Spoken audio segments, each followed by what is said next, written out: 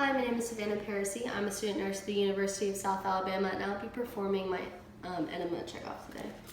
Here's my ID. So the first thing that I would do is verify hospital policy and the order. After I did that, I will perform hand hygiene and then use two patient identifiers to identify my patient. So Jaguar Jones, date of birth 08/25/1963, 08/25/1963, MR number 417-6352, 417-6352. I'll also verify my patient has any allergies. Patient is allergic to penicillin, All right, after doing that, I will make sure I have all the equipment I need, which I do, and I'm gonna verbalize I would have a bedpan and an pole with me today. Next thing I'm gonna do is perform hand hygiene, put on my goggles and my gloves.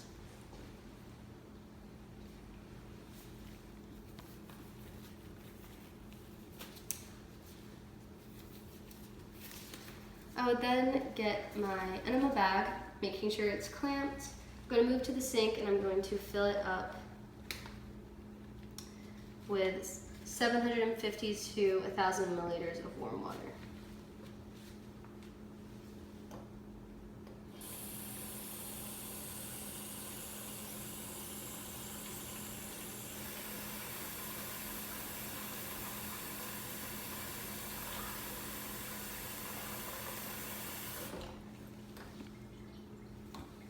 A little bit more.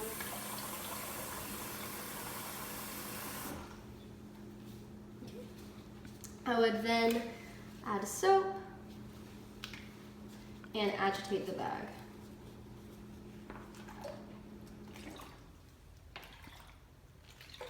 I would then prime my tubing, making sure that it works. All right, and it does. I would then reclamp my tubing and I would put it on a hard surface, not the bedside, and hang it on a pole.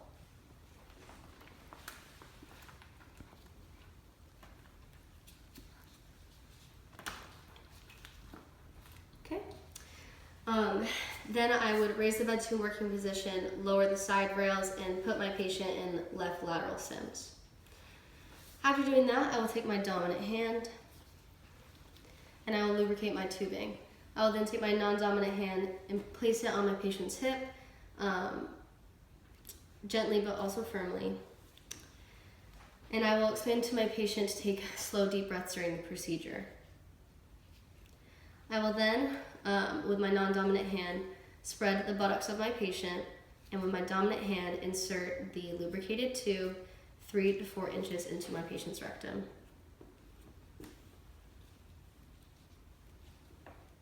Okay, and if my patient had hemorrhoids, I would tell them to bear down during the procedure to help facilitate the process.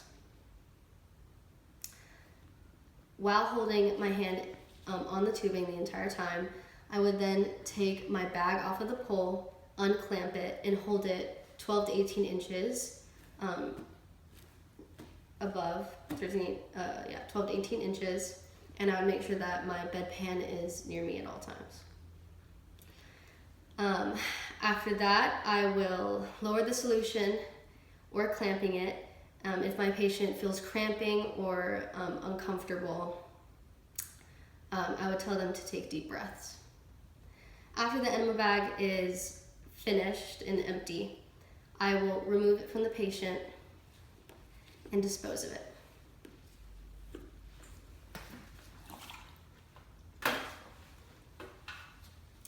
I will then encourage my patient to keep the enema inside of them for 10 to 15 minutes.